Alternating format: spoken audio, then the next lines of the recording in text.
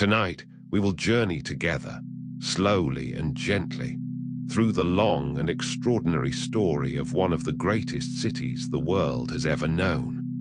The city that has been called Byzantium and Constantinople and Istanbul, standing for nearly 3,000 years upon the meeting place of two continents and two seas.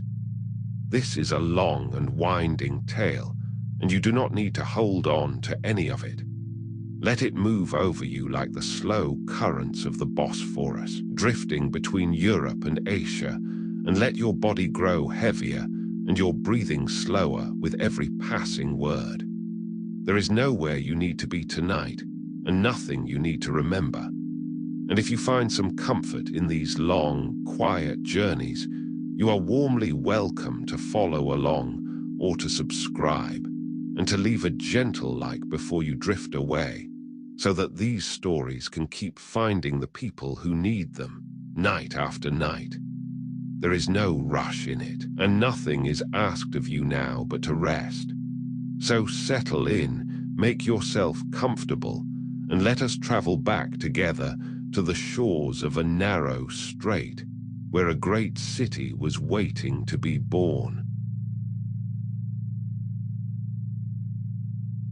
To understand this city, we must begin with the place itself, for few cities in all the world have ever been so perfectly placed. Picture a narrow strait of water, called the Bosphorus, winding between two continents, Europe upon one side, Asia upon the other, so close that you might almost call across the water from one to the other. This strait joins two seas, the Black Sea to the north, and beyond, the Mediterranean world to the south. And on the European side, where the strait meets a deep, curving inlet of water, there juts out a triangular peninsula, guarded by water on almost every side. That deep, curving inlet was one of the finest natural harbors in the entire world, so calm and so sheltered that it came to be called the Golden Horn. A city built upon that triangular peninsula would have the sea to guard it on two sides, the great harbor of the Golden Horn on the third, and would sit astride the meeting point of Europe and Asia, controlling the passage between the Black Sea and the Mediterranean, commanding the trade routes of half the world. It was, quite simply, one of the most valuable pieces of ground on the face of the earth. The old Greeks who settled these coasts long ago told a story of how the first city there was founded.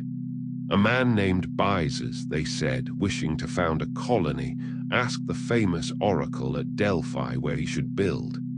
And the oracle gave him a riddle for an answer. Build, it said, opposite the land of the blind. Byzas puzzled over this until he came to the great strait and saw upon the Asian shore an existing colony. And he understood.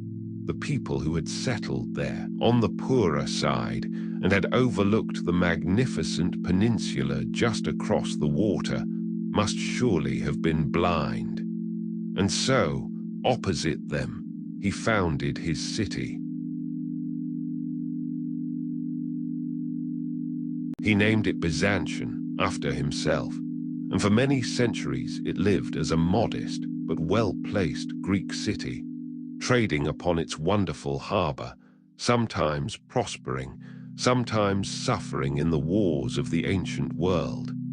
It was not yet great. It was a merchant town upon a strait, one of many Greek cities scattered around those seas. But its position was extraordinary, and it was only a matter of time before some great power would recognize what a prize it truly was, and raise it up to the greatness for which its geography had always destined it. That moment came with the Roman Empire, of whose long story we have spoken before. As the vast Roman world grew troubled and hard to govern from the old city of Rome, far away in Italy, the emperors began to look eastward, toward the wealthier and more populous eastern half of their empire. And one emperor above all saw the perfect place from which to rule this new age: the Emperor Constantine, the same who first embraced the Christian faith. His eyes fell upon the old Greek city of Byzantion, upon its peerless strait and its golden harbor, and he made a momentous decision. Constantine resolved to build there a new capital for the Roman Empire, a new Rome, upon the shores of the Bosphorus. And so, around the year 330 of the Common Era, he refounded the old city on a grand and imperial scale, and dedicated it as the new seat of the Roman world. It was named, after him, Constantinople, the city of Constantine. And with that dedication, one of the most important cities in all of history truly began. A new Rome in the east that would outlast the old Rome in the west by 1,000 years. Constantine and the emperors who followed him poured wealth and art and labor into their new capital, determined to make it worthy of an empire. They laid out grand avenues and forums, adorned with columns and statues gathered from across the whole Roman world. They built a great palace for the emperors and a vast public square, and above all a great arena, the Hippodrome, where tens of thousands would gather to watch the chariot races that were the passion of the city. Constantinople rose quickly from a modest town into a magnificent imperial capital, glittering upon its peninsula between the seas. And they built walls, for a city so rich and so coveted would need to defend itself, and the builders of Constantinople gave it defenses unlike any the world had seen. Across the landward side of the peninsula, the only side not guarded by the sea, they raised in time a triple line of massive walls, one behind another, with a deep moat before them, the great Theodosian Walls, named for a later emperor. For 1,000 years, these walls would stand as perhaps the most formidable fortifications on earth, turning back army after army and keeping the great city safe. Let us picture those walls, for they are one of the wonders of the city's story. A deep moat which could be flooded ran before them. Behind it rose a low outer wall, and behind that a terrace, and then a higher middle wall, and behind that another terrace, and then the great inner wall, taller still, studded with towers along its whole length. An attacker who somehow crossed the moat and took the outer wall would find himself trapped in a killing ground before the next, and then the next. For 10 centuries, almost no enemy ever broke through them by force. And so, guarded by its walls and its seas, enriched by its harbor and its command of the trade routes, Constantinople grew into the greatest city of the medieval world.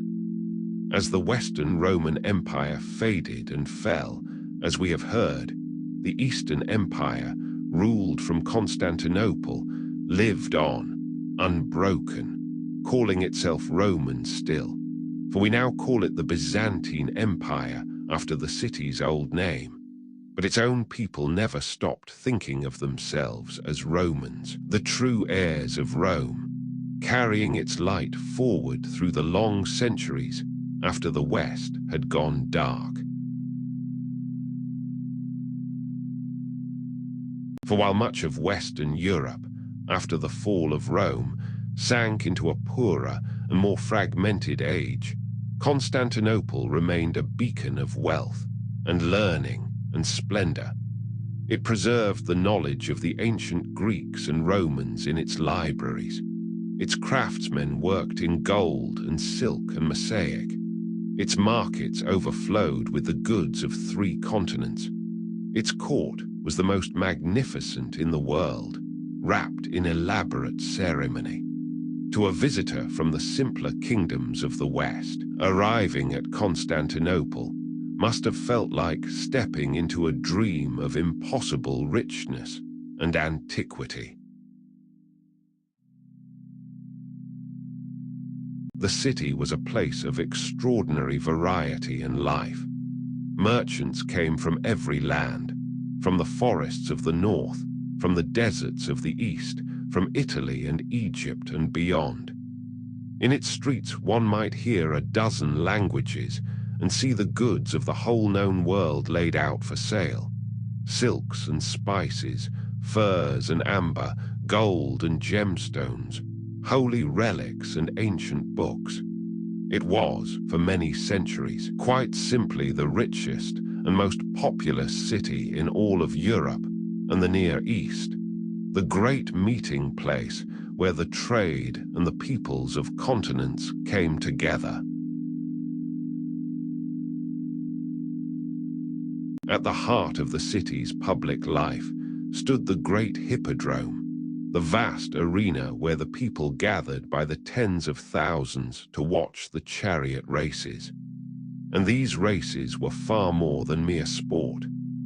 The people divided themselves into great factions, the blues and the greens, named for the colors of the racing teams, and these factions became a central part of the city's life and even its politics, so passionate and so powerful that they could, at times, shake the throne of the emperor himself, as we shall shortly see.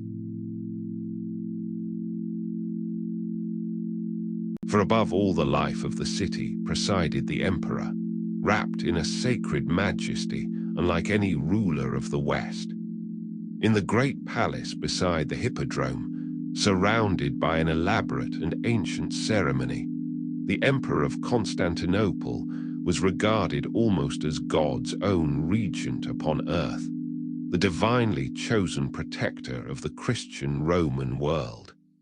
To be received at his court, amid its gold and its silence and its ritual, was designed to leave a visitor awestruck, feeling that here, truly, was the center of the world. And for many long centuries, in wealth and power and splendor, it very nearly was. So this was Constantinople in its rising greatness, a new Rome upon the Bosphorus, guarded by the mightiest walls on earth, enriched by the trade of continents, preserving the learning of the ancient world, ruled by an emperor of sacred majesty, glittering upon its peninsula between 2 seas and 2 continents. Let us hold that image gently as we go on, and turn now to the age of the city's greatest glory, and to the emperor and the empress who raised, at its heart, the most magnificent building of the entire medieval world. About 2 centuries after Constantine, there came to the throne of Constantinople one of its greatest rulers, the Emperor Justinian.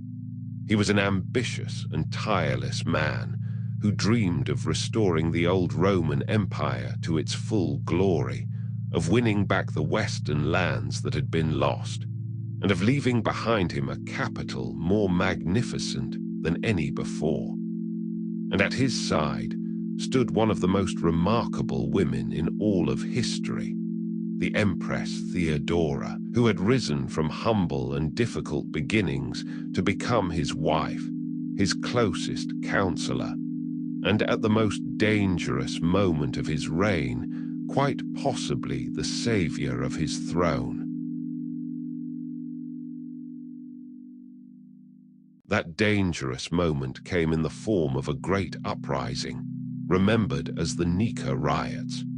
It began, fittingly for this city, at the Hippodrome, where the rival factions of the Blues and the Greens, usually bitter enemies, united in their anger against the emperor and his taxes and his officials. Their racing cry, Nika, meaning conquer or victory, became the war cry of a rebellion.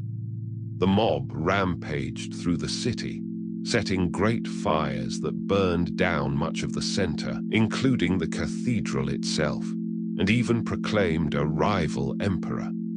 For days, Constantinople burned and Justinian's rule hung by a thread. Justinian, despairing, made ready to flee the city and abandon his throne. But it was Theodora, the old account says, who stiffened his resolve. She rose before the council and declared that she would not run, that the imperial purple made a fine burial shroud, that she would rather die an empress than live as a fugitive. Shamed and steadied by her courage, Justinian resolved to stay and fight.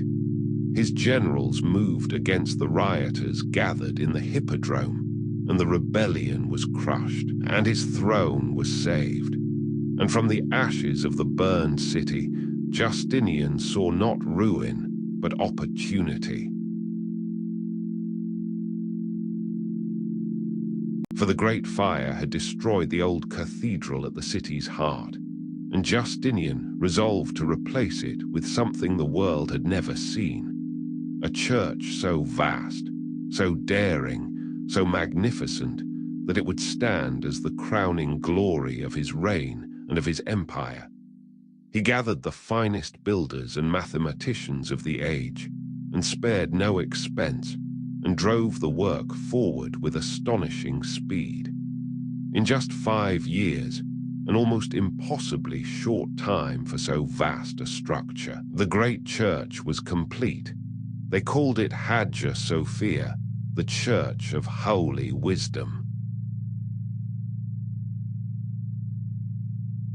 Hagia Sophia was, and remains, one of the wonders of the world. Its most breathtaking feature was its dome, an enormous shallow dome, wider than anything built before it, that seemed to float impossibly above the vast open space below. Around its base ran a ring of windows, so that light poured in and the great dome appeared to hang, weightless, suspended from heaven by a chain of gold, as one writer of the time described it. Below, the interior glowed with colored marble and gold mosaic and soft light, on a scale that overwhelmed all who entered. When Justinian first entered his completed church, the old story says, he was so overcome by its grandeur that he thought of the great temple that King Solomon was said to have built long ago in Jerusalem, and cried out, "Solomon, I have surpassed you." For 1,000 years, Hagia Sophia would remain the largest cathedral in the world, the spiritual heart of the Christian East, and the single most magnificent building in Constantinople. Visitors from distant lands, it was said, came away believing they had glimpsed heaven itself, unsure whether they stood on earth or in the courts of God. Justinian's reign was a high water mark for the city and the empire in many ways. His generals reconquered parts of the lost West, for a time, winning back North Africa and Italy, and bringing the old heart of the empire, briefly, back under Roman rule. He gathered and reformed the whole vast body of Roman law into a single great code, the foundation, in time, of the legal systems of much of the world. Under him, Constantinople reached a peak of splendor and ambition, yet holding such a vast realm together was a strain, and the reconquests, in the end, would not last. After Justinian, the empire faced hard centuries, pressed on every side by new and powerful enemies. And yet, again and again, the great city held, for its walls were mighty, and its position strong, and its defenders determined. Time after time, over the centuries, great armies came to break Constantinople, and time after time they failed, dashing themselves against the impregnable Theodosian Walls or being driven back from the sea. The city became a symbol of endurance, the great Christian bulwark of the East, standing firm while empires rose and fell around it. And in defending itself, the city wielded one of the most famous and mysterious weapons of the ancient world, Greek fire. This was a fearsome, incendiary weapon, a liquid fire that could be sprayed from tubes upon enemy ships, that burned fiercely even upon water, and that could not easily be put out. Its exact recipe was one of the empire's most closely guarded secrets, so secret that it is, in fact, lost to us today. Again and again, the fleets of Constantinople used this terrible fire to destroy the navies that came against the city, burning them upon the very waters of the strait. With such defenses, Constantinople turned back siege after siege across the centuries. Great hosts that came by land and by sea, determined to seize the richest city in the world. Persians and Avars, and later great Arab armies at the height of their power, and fierce fleets from the north, all came, and all, in the end, were turned away. For century upon century, the mighty walls held, and the great city endured, until it must have seemed to its people that Constantinople, protected by its walls, and they believed by God himself, could never fall to any enemy at all. Some of these sieges became legendary. Early in the 7th century, while the empire was locked in a desperate war with Persia, a great host of Avars and their allies laid siege to the city from the land, while the Persians watched from the Asian shore. The situation seemed hopeless, and yet the city held, and the attackers were thrown back, a deliverance that the people credited to the protection of the Virgin Mary, whose icon, it was said, was carried along the walls. Ever after, they believed their city was under her special guardianship, the God-guarded city, watched over from heaven. Later that same century, and again a few decades further on, the great armies and fleets of the Arab Caliphate, then at the very height of their expanding power, came against Constantinople in enormous sieges that lasted, in one case, for years. Had the city fallen then, the whole history of Europe might have run very differently. But it was here, above all, that the terrible Greek fire proved its worth, as the imperial fleet burned the Arab ships upon the water, and the great walls held firm on land. The city endured, and stood as a shield for the whole of Europe behind it. The Byzantines had a long and passionate struggle within their own faith, as well over the question of holy images, the icons. For a time, a movement arose that held the sacred images to be a kind of idolatry, and across the empire, in a period we call the Iconoclasm, many precious icons and mosaics were destroyed. But in the end, the love of the holy images prevailed, and their veneration was restored, and the making of beautiful sacred art flowered once more. This deep devotion to the icon would remain one of the most distinctive marks of Orthodox Christianity ever after. And from Constantinople, the faith and the civilization of Byzantium spread outward to shape whole peoples. Missionaries went north among the Slavic nations, and two brothers, Cyril and Methodius, even devised a new alphabet so that the scriptures could be written in the Slavic tongue, an alphabet whose descendant is still used across much of the world today. The great princedoms of the Rus to the north looked to Constantinople for their faith and their art. Their rulers, awed by the beauty of Hagia Sophia, are said to have chosen the Orthodox faith because, in that great church, they had not known whether they stood on earth or in heaven. So the influence of the city radiated far beyond its walls, carrying the light of its faith, its art, its letters, and its law to distant lands, shaping the future of Eastern Europe and beyond for 1,000 years to come. Constantinople was not merely a city, nor even merely the capital of an empire.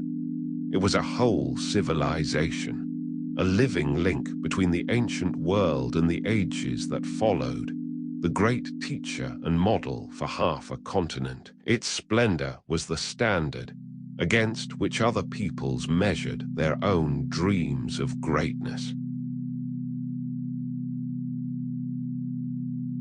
After the dark days of the Iconoclasm and the hard early centuries, there came for the empire a long and brilliant recovery, an age sometimes called the Macedonian Renaissance, when Byzantium grew strong and confident once more, expanded its borders, and saw a great flowering of art and learning. Beautiful new mosaics glowed in its churches. Scholars studied and copied the ancient classics with renewed energy. The court reached new heights of ceremony and splendor. For a time, in these middle centuries, Constantinople was without question the most cultured, most sophisticated, and most magnificent city in the entire Western world. Life in the great city, in these centuries of its glory, was rich and varied for all its people. There were the great public bathhouses, inherited from Roman days, the bustling markets along the harbors and the main avenue that ran the length of the city, the taverns and workshops, the monasteries with their quiet gardens, and the endless round of religious festivals and imperial ceremonies that marked the passing of the year. Rich and poor alike shared in the life of the streets, the processions, and the great spectacles, all beneath the domes and towers of the most storied city in the world. It was a city of deep faith and long memory, where the distant Roman past was still a living thing, where the emperor still bore titles that reached back to Augustus, where the very stones seemed soaked in history. And it was a city of beauty, of golden mosaics catching the candlelight, of incense and chanting drifting through vast domed churches, of gardens and fountains and marble, of the ever-present sea shining beyond the walls. For those who lived there, it must have seemed the very center and summit of the civilized world, as, for many centuries, it truly was. And through all these centuries of glory, the people held fast to their belief that their city was eternal and inviolable, guarded by God and the Virgin, destined to stand until the end of the world itself. They could point to 700 years, and then 800, and then 900, in which the great walls had never been breached by any foreign foe. It was this deep confidence, this sense of a sacred and unbreakable destiny, that would make the catastrophe, when it finally came, all the more shattering, not only to the city, but to the whole imagination of the age. Behind those walls, the life of the city went on in all its richness. Let us wander through it gently, as it was in its great centuries. Picture the vast markets near the harbour, piled with silks and spices, the domes and golden mosaics of 100 churches, the great columns and monuments of the forums, the imperial palace with its ceremonies and its treasures, and everywhere the sea, glittering around the peninsula, crowded with the ships of the world. Picture the sound of church bells and the calls of merchants and the roar of the crowd rising from the hippodrome on a day of races. The Byzantines were a deeply religious people, and their faith shaped the whole texture of their lives and their city. Their churches glowed with sacred images, called icons, painted and worked in mosaic, through which they felt themselves connected to the holy. They treasured relics of the saints, gathered from across the Christian world, believing them to protect the city. Great processions wound through the streets on holy days, and the calendar of the year was marked by the rhythms of prayer and festival. The whole of the city's life woven through with the presence of the divine. And the learning of the ancient world was kept alive here as almost nowhere else. While much of the classical knowledge of Greece and Rome was lost or forgotten in the Western lands, the scholars of Constantinople copied and preserved the old texts, the philosophy and science and literature of the ancients, in their libraries and monasteries. Much of what we know today of the ancient Greek world survived only because it was carefully copied, again and again, by the patient hands of scribes in Constantinople. The city was not only rich in gold, but rich in memory, a great keeper of the wisdom of the past. For many centuries then, Constantinople stood as the greatest city of the Christian world. The new Rome, the God-guarded city, the bridge between the ancient world and the ages to come. Its influence spread far beyond its walls. It sent missionaries and scholars and craftsmen to distant lands.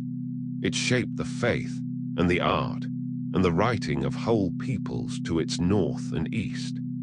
Kingdoms far away looked to Constantinople as the model of what a great and civilized empire should be, and dreamed of its splendor, and sometimes coveted its wealth. Yet even the greatest cities, as we have seen so often on these quiet nights, do not escape the long turning of fortune. And Constantinople, for all its walls and all its glory, was about to enter its long twilight. The blow, when it came, would come not from the enemies it had always feared, the powers of the East, but from an utterly unexpected direction, from fellow Christians from the West, who came at first as friends and allies, and who would deal the great city a wound from which it would never fully recover. And so we turn, gently, to the beginning of the long decline. Over the centuries, a slow estrangement had grown between the Christian Church of the West, centered on the old Rome and the Pope, and the Christian Church of the East, centered on Constantinople. They differed in language, in custom, in ritual, and in questions of authority and doctrine, and little by little they drifted apart, until, in the year 1054, the breach became formal and open, a great schism dividing the Christian world into the Roman Catholic West and the Orthodox East.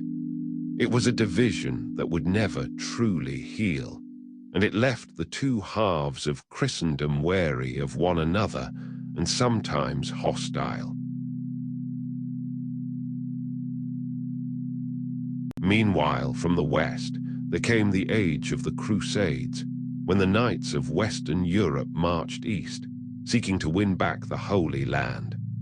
At first, Constantinople watched these armies pass with a wary eye, aiding them at times, distrusting them at others.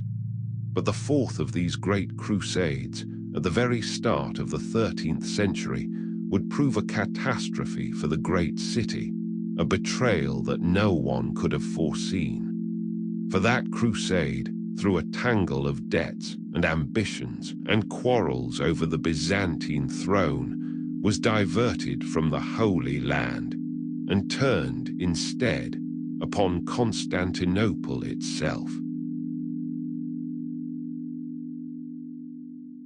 In the year 1204, the armies of the Fourth Crusade, fellow Christians, laid siege to Constantinople, and this time the great walls did not save it.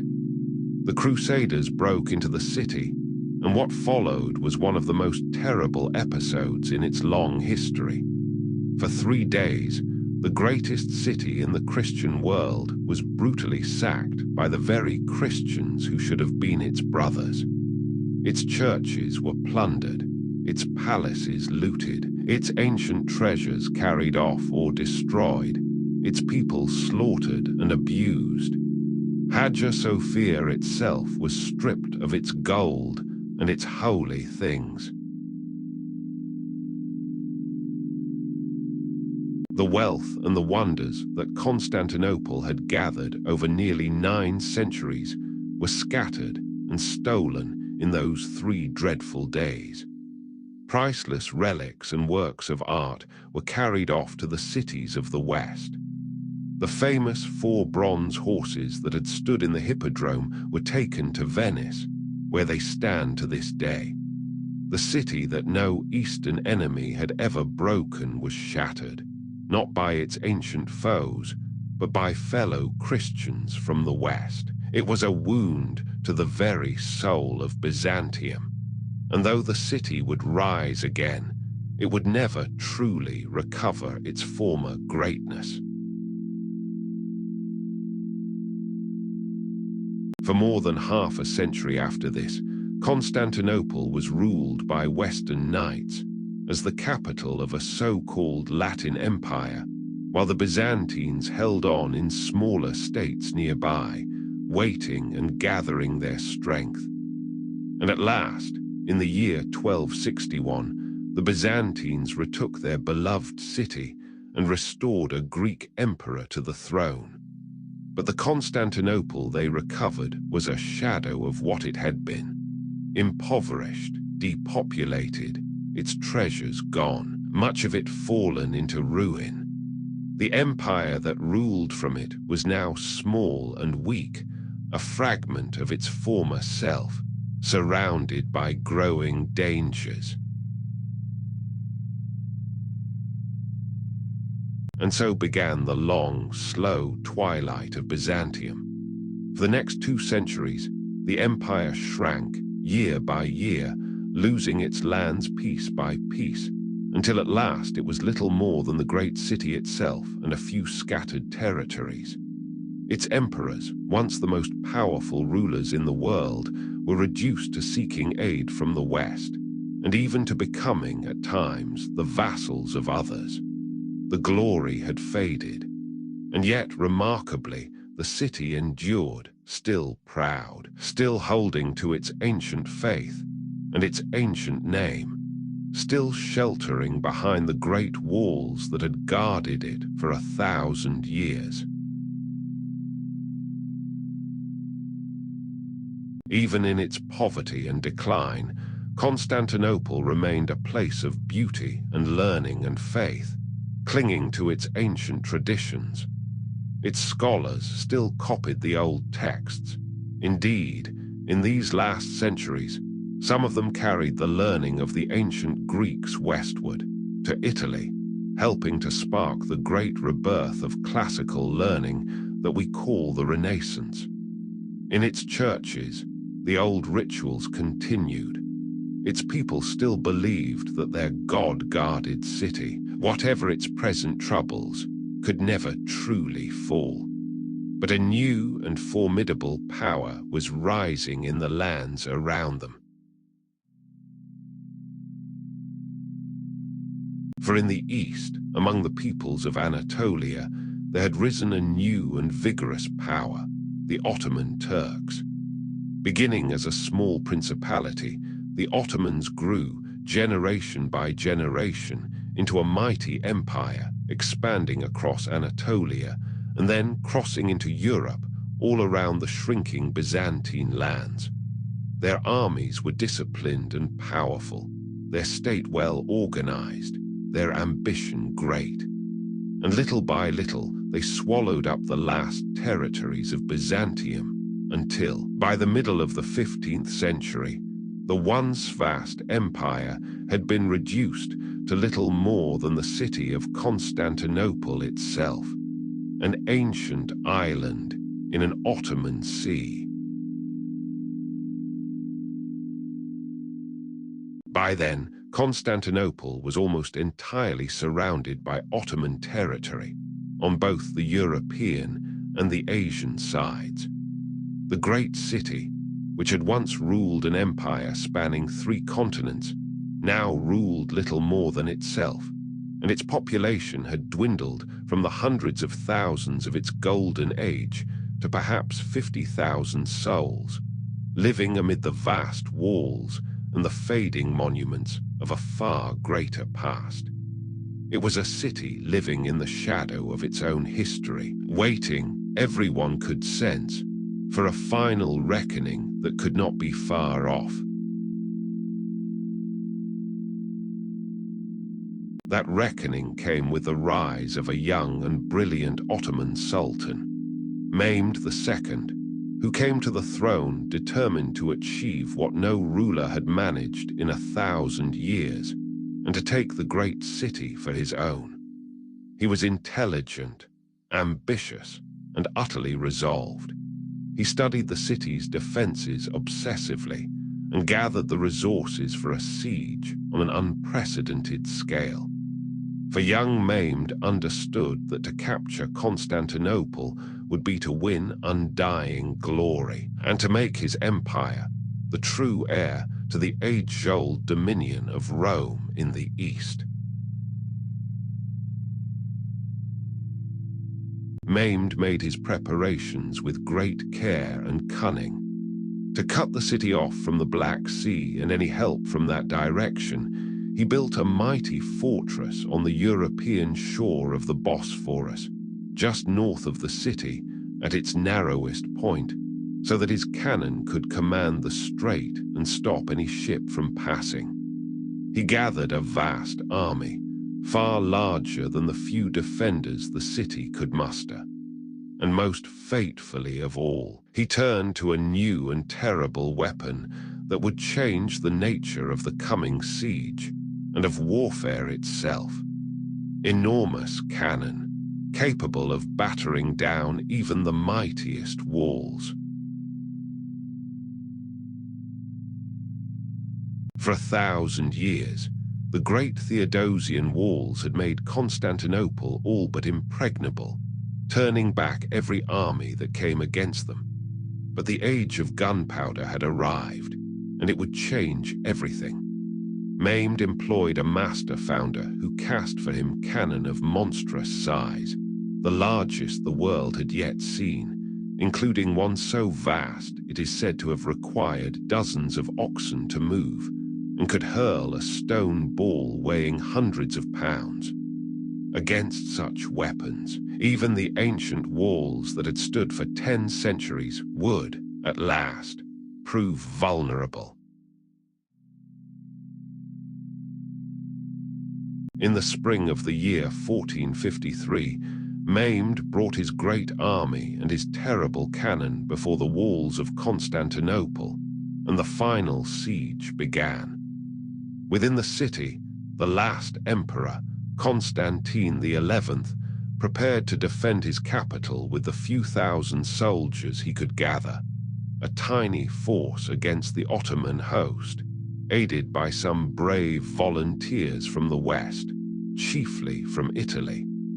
It was a desperate situation, and everyone knew it, but the emperor resolved to defend his city and his ancient throne to the very end, whatever might come.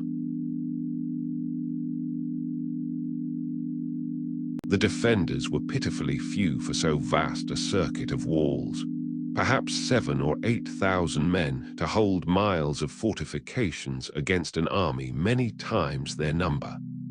But they had the great walls, and their courage, and their faith, and the desperate energy of people fighting for their homes and their city and their 1,000-year-old empire. And so, against overwhelming odds, they made ready to resist, repairing the walls by night that the great cannon smashed by day, and praying for a deliverance that, this time, would not come. Day after day, Mehmed's enormous cannon thundered against the ancient walls, slowly battering them down, while the defenders worked frantically to repair the breaches. Wave after wave of assaults were thrown against the walls, and again, for weeks, the exhausted defenders held them off. The siege stretched on, and Mehmed grew impatient, for a long siege was dangerous, and help for the city might yet arrive from the west. He needed to break in, and soon, and so he turned his mind to cunning as well as force, and devised one of the most audacious strokes of the whole siege. The great harbor of the Golden Horn was protected by a massive chain stretched across its mouth that kept the Ottoman fleet out and left that side of the city relatively safe. Unable to break the chain, Mehmed did something extraordinary. He had his ships dragged overland on greased wooden rollers, up and over the hills behind the city, and down into the Golden Horn on the other side of the chain. One morning, the astonished defenders awoke to find Ottoman ships floating in their protected harbor, and now they had to defend the sea walls of the Golden Horn as well, stretching their tiny force even thinner. As the siege wore into its 7th week, both sides grew exhausted, and Mehmed resolved upon one final, all-out assault to take the city or break his army in the attempt. In the city, on the night before, the defenders and the people gathered in Hagia Sophia for a last great service, Orthodox and Catholic together, setting aside their old divisions in the face of the end, praying through the night in the glow of the ancient church. The Emperor Constantine moved among his men, encouraging them, and then took his place upon the walls to face whatever the dawn would bring. In the darkness before dawn, on the 29th of May, 1453, the final assault began. Wave after wave of Ottoman soldiers hurled themselves against the battered walls, and the weary defenders, though vastly outnumbered, threw them back again and again, through the long hours of the night and into the morning. The great cannon roared, the walls crumbled, and still the defenders held, fighting with the desperate courage of those who knew there was nowhere left to go. For a time, it seemed they might, impossibly, hold once more. But numbers and cannon and fortune at last told against them. A small gate, it is said, was found unbarred, or a breach at last proved too wide to hold, and the Ottoman soldiers poured through, and the defense collapsed.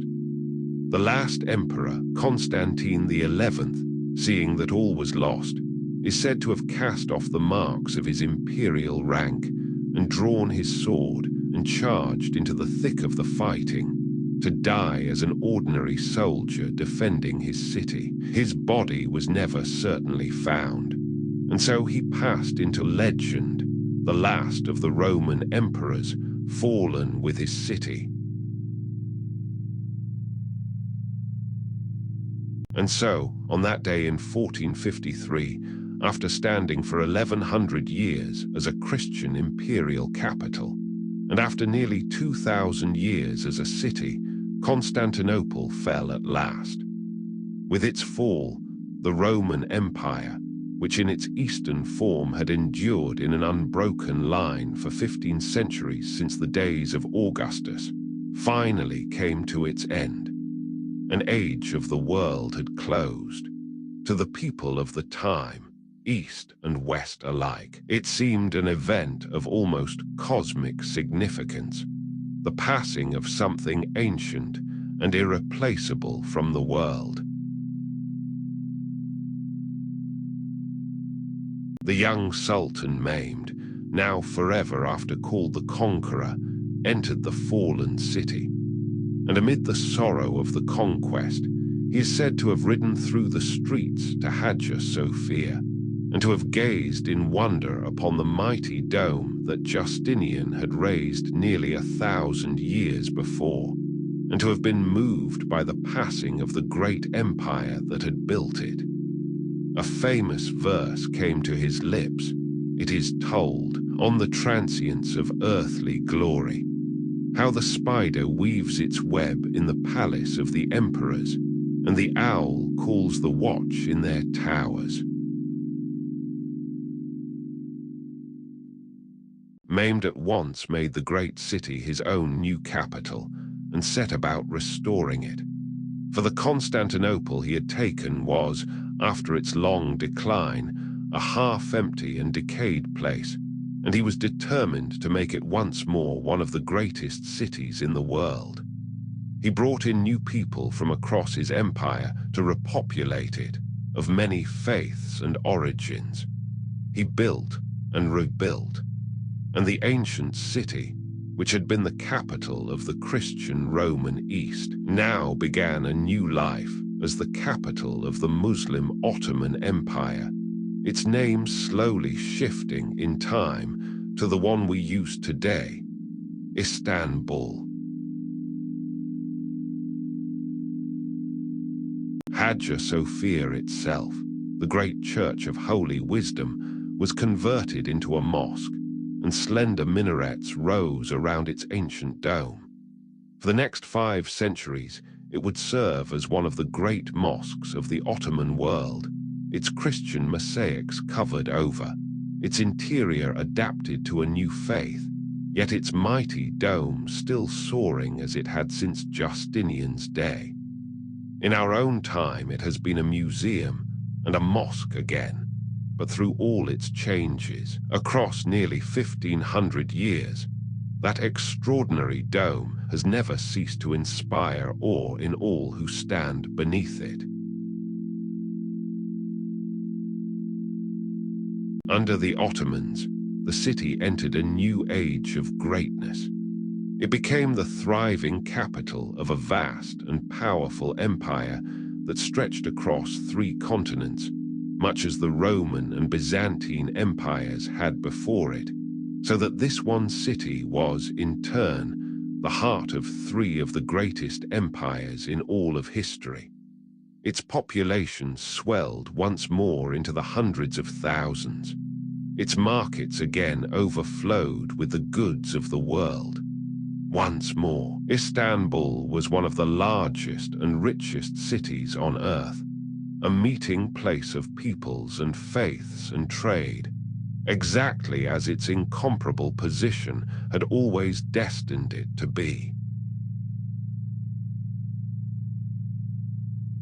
The Ottoman city reached its own golden age under the great Sultan Suleiman the Magnificent, about a century after the conquest, when the empire stood at the height of its power. In these years, The city was adorned with magnificent new mosques, palaces, bridges, and public works, many designed by the great architect Sinan, whose graceful domes and minarets still crown the skyline of the city today. The Ottomans built a new imperial city upon the bones of the old, and in doing so created one of the most beautiful skylines in all the world, where dome rose beyond dome above the shining waters. And so the great city lived on and flourished under its new rulers for centuries more, the seat of the Ottoman sultans, who styled themselves, among their many titles, the heirs of the Caesars of Rome, ruling from the very city that Constantine had founded. Through all its transformations, from Byzantion to Constantinople to Istanbul, from pagan to Christian to Muslim, from Greek to Roman to Ottoman, the city endured, always adapting, always renewing itself, always drawing its life from the same incomparable meeting place of continents and seas.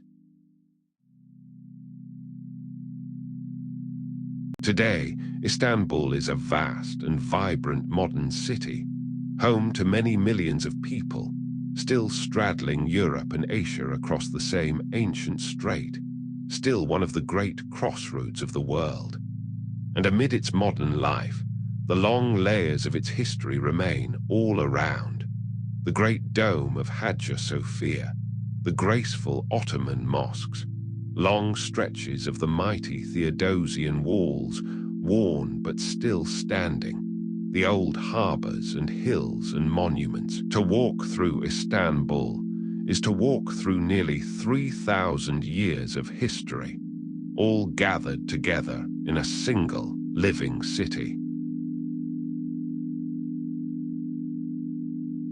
For that, in the end, is the wonder of this city, not that it rose or that it fell, but that it has endured through everything for so very long.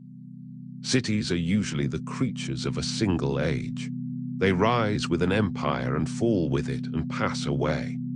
But this city has outlived empire after empire, faith after faith, age after age, always reinventing itself, always enduring, because the place upon which it stands is simply too perfect, too vital, ever to be abandoned. It is, perhaps, the ultimate eternal city, the great survivor of history.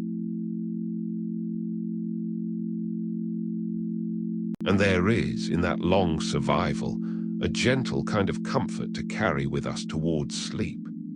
For the story of this city is not, in the end, a story of endings, but of endless renewal, of a place that has been conquered and burned and half abandoned again and again, and has risen every time to live and flourish once more.